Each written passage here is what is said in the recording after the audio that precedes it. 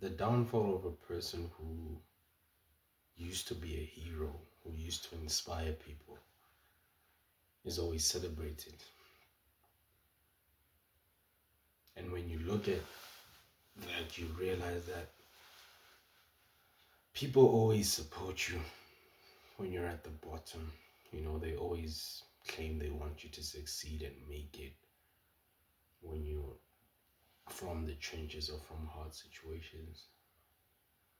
And they enjoy to see you become the best at whatever you do. But one thing they enjoy more than that is seeing you fall from grace, from being the best to going back to being, the worst you could be. You look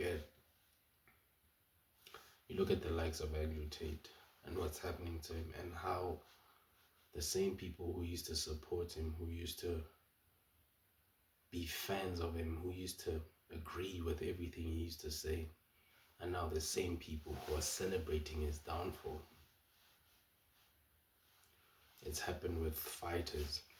Ilia Topuria, at some point, he was everyone's favorite fighter, and then after the fight with Justin Gaethje, everyone was laughing at him.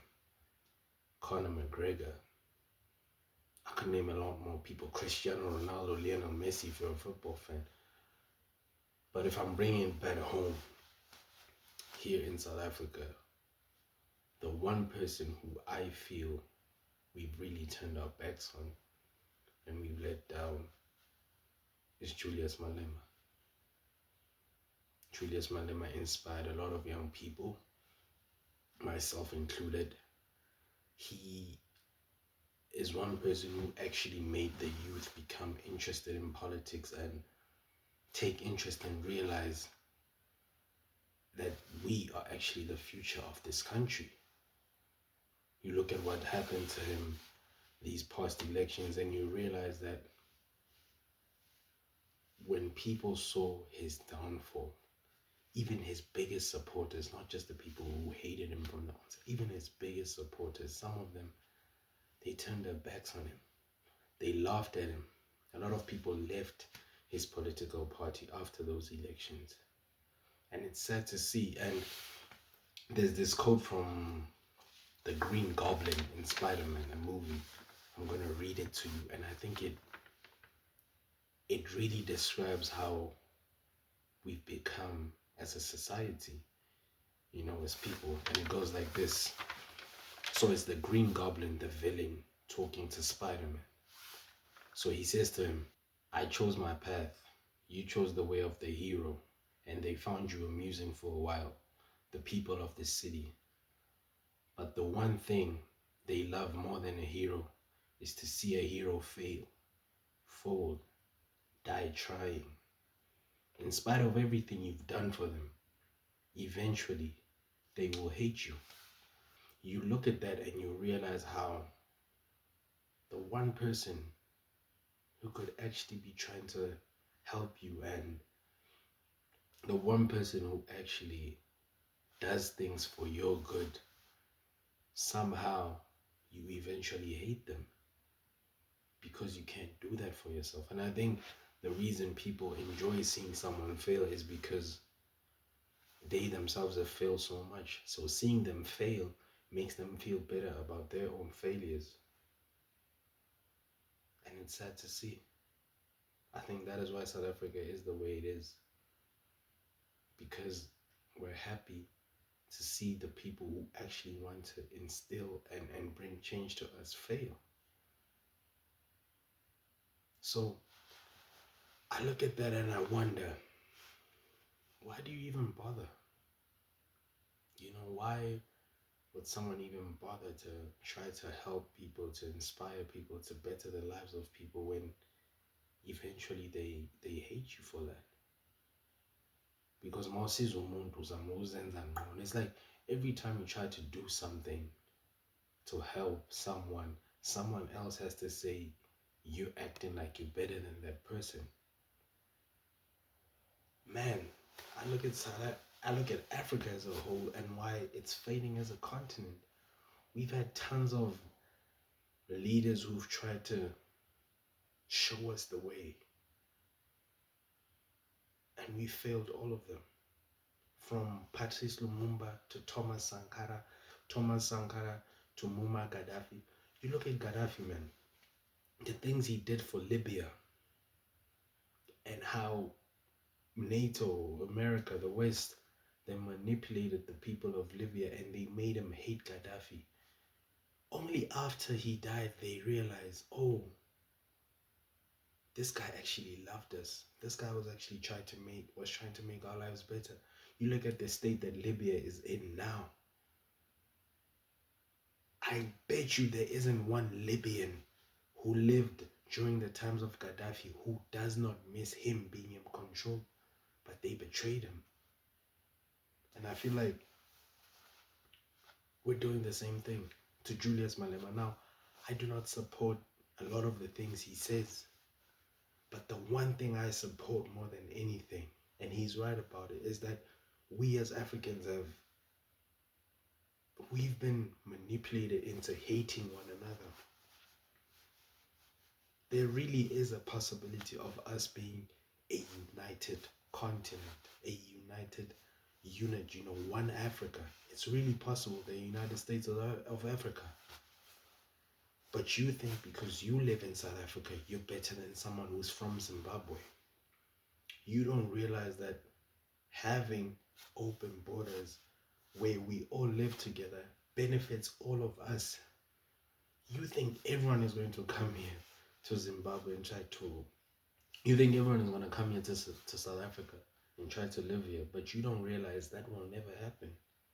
Gauteng, he said it, Malema said it, Gauteng is the province with, the most job opportunities, but you don't see someone from the Free State just moving to Gauteng. There are people who are still living in the Free State and they make a living.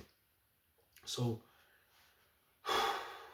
this illusion that we need borders was all a way to make us hate each other, to make Africans hate each other. And if you know me, you know I was against illegal immigration and whatnot, but it really had to take me thinking to myself, who does illegal immigration really benefit?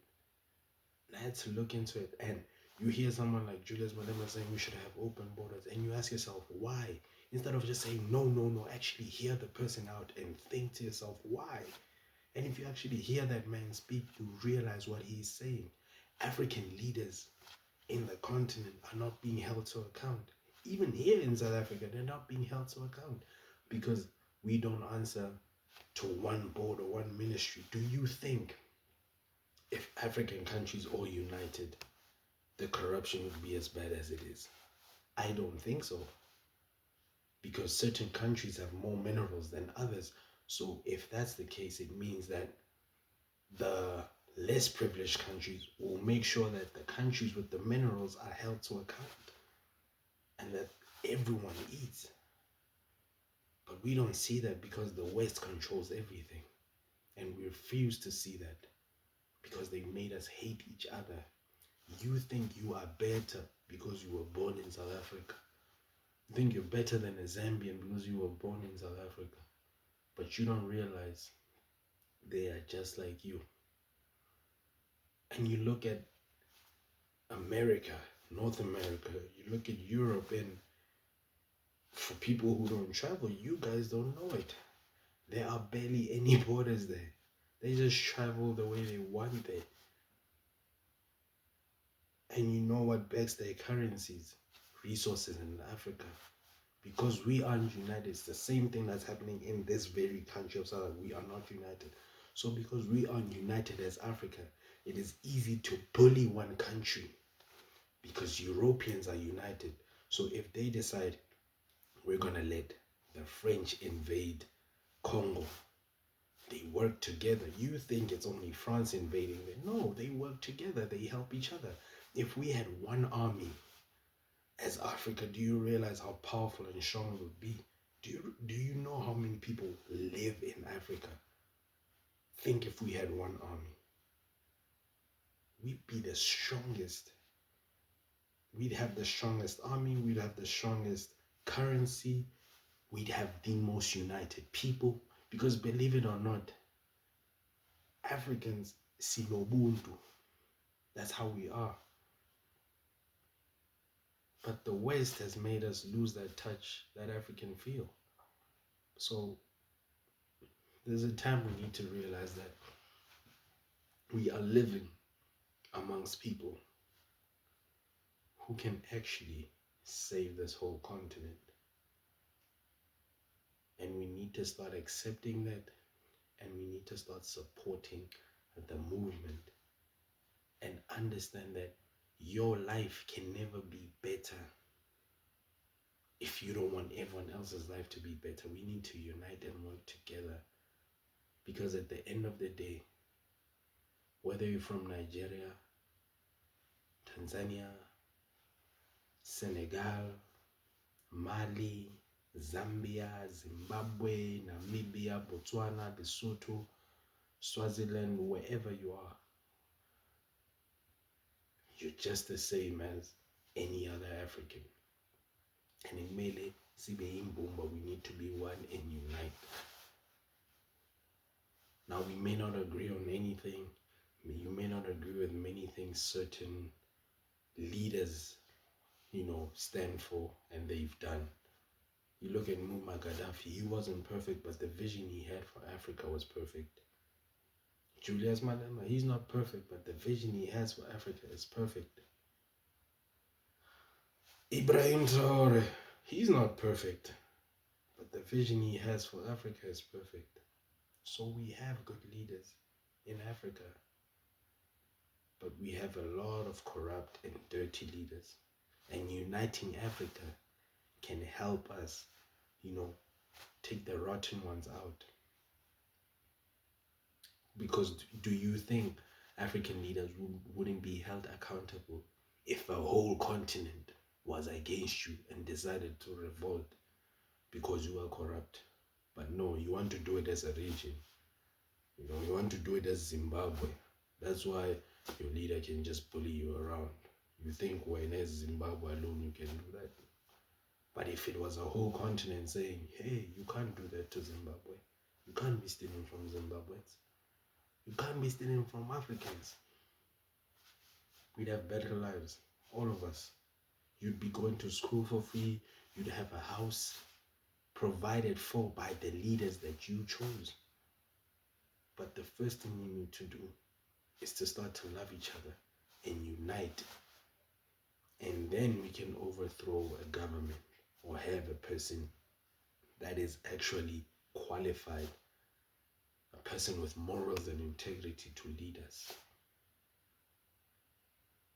So let's unite as Africans and love one another. Thank you for your time.